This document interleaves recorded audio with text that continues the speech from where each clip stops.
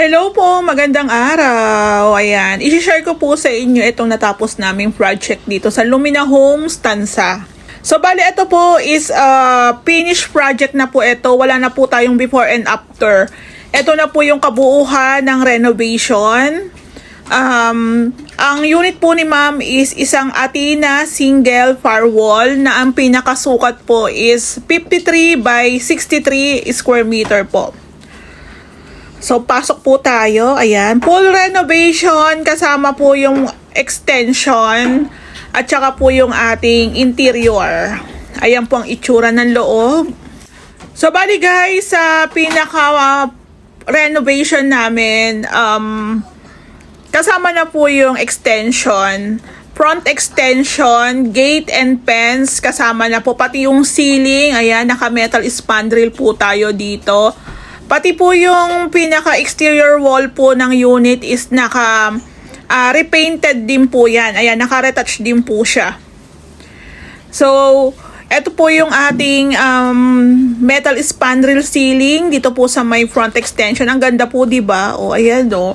Yung gate design po, kay ma'am po yan nanggaling. So, sabi ko nga sa inyo, either horizontal o vertical. Kung papasukin po ng mabait, papasukin po talaga. So, bali guys, dito rin po sa unit ni ma'am, pinagawan po namin siya ng sadyang sampayan. Ayan, pasadya po na sampayan. Gamit po ang 1x1 na tubular. Ayan po. So, pininturahan na rin po yan. Ditiklop po yan. Ditiklop. Tapos dito meron na tayong inabang na outlet para po sa kanyang washing. Tapos meron din po tayo ditong gripo. Ayan po. O, diba?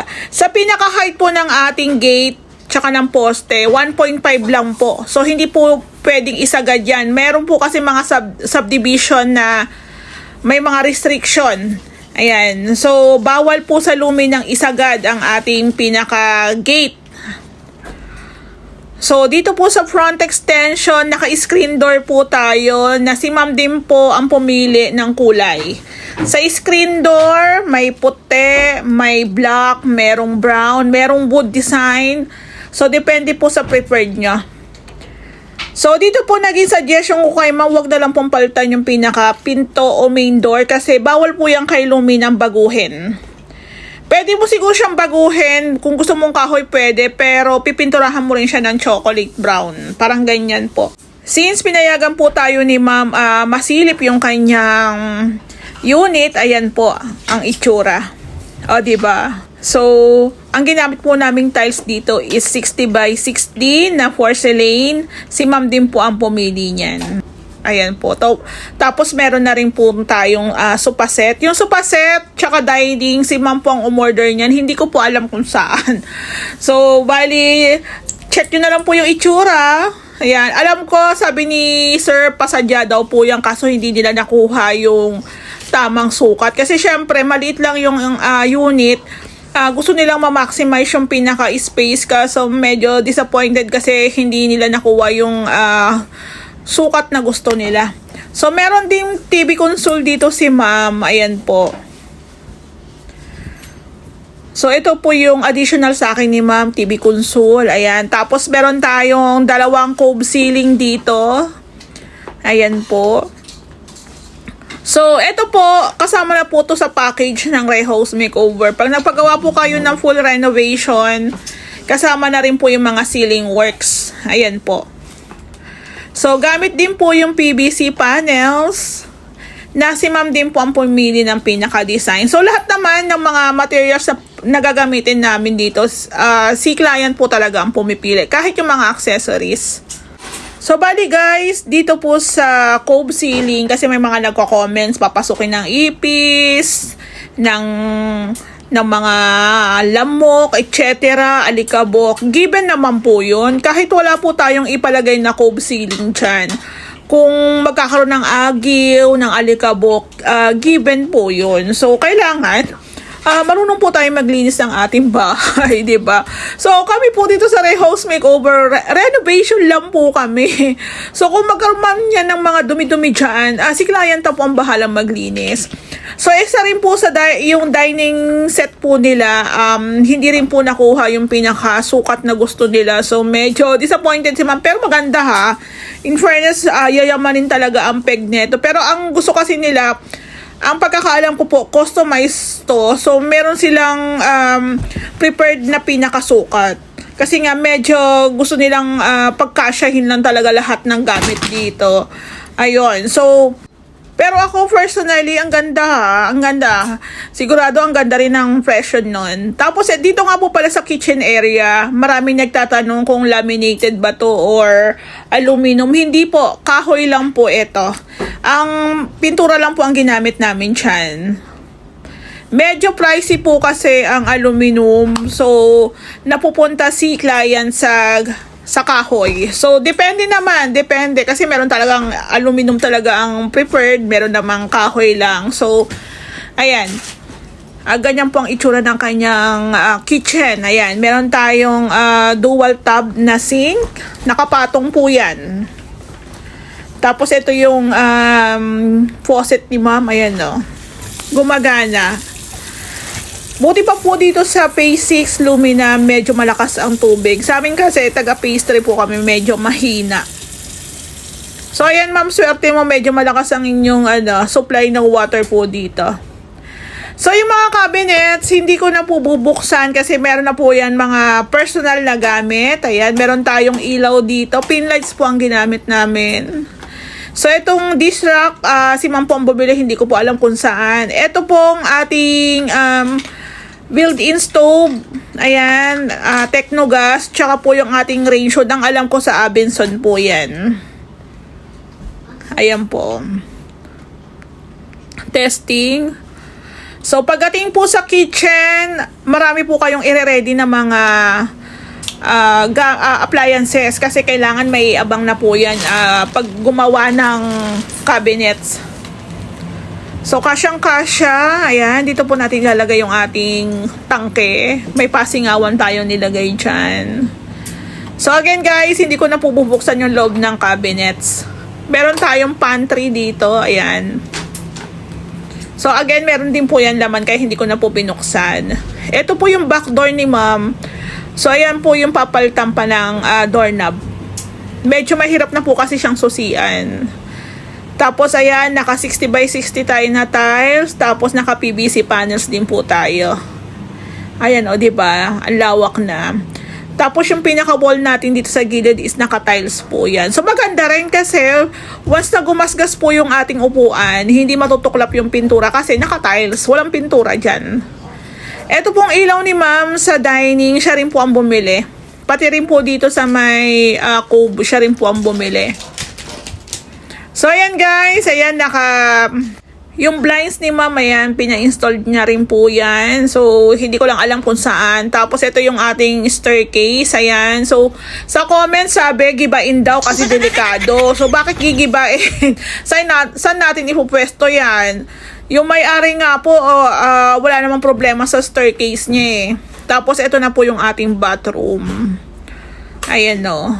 So, yung bathroom natin, nasabi ko na rin po sa vlog na ganyan po yung naging installation ni tatay. So, marami naman nag-comments na okay naman daw kasi nga nasa ilalim ng hagdan. At saka, ang kagandahan nga rin daw, hindi kitang-kita yung ating toilet bowl. So, ayun. Si ma'am, wala naman siya naging complaint about dyan. Napansin din nila pero kinonsider. Ayan.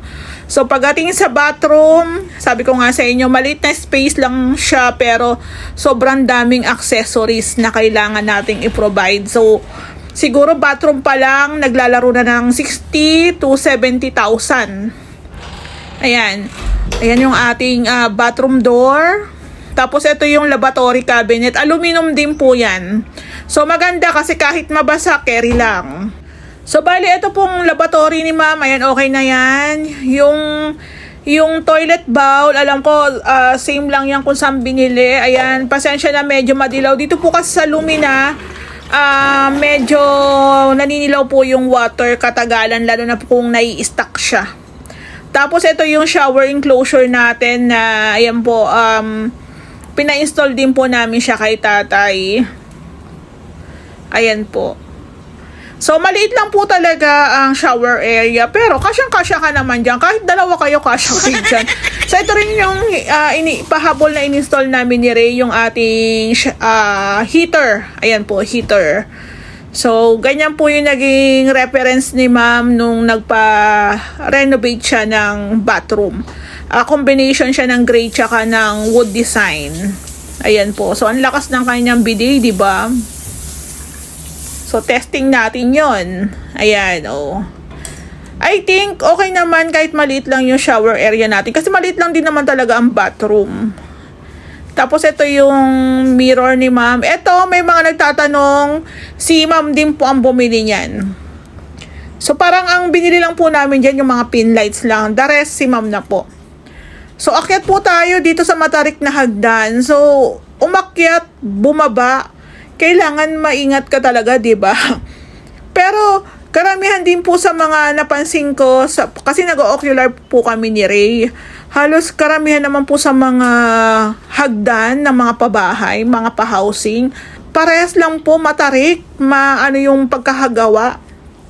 Kaya nga sabi ko nga po parang sa Lumina ang daming pumapansin, pero doon po sa mga na-ocular namin, ako, mas matarik pa dyan. So again, ito pong ating hallway. Access for expansion po yan pagdating ng araw kasi meron pa si ma'am back extension. Ayan po, kaya may abang na po tayo dyan. So, silipin po natin yung 3-room partition. Ayan, unahin na po natin itong nasa gitna. Ayan. May mga nagtatanong kung ano pong sukat ng kwarto. Pasensya na hindi ko po masabi sa inyo kasi hindi ko na po siya nasukat. Pero I think halos mga nasa 2 meters lang yan.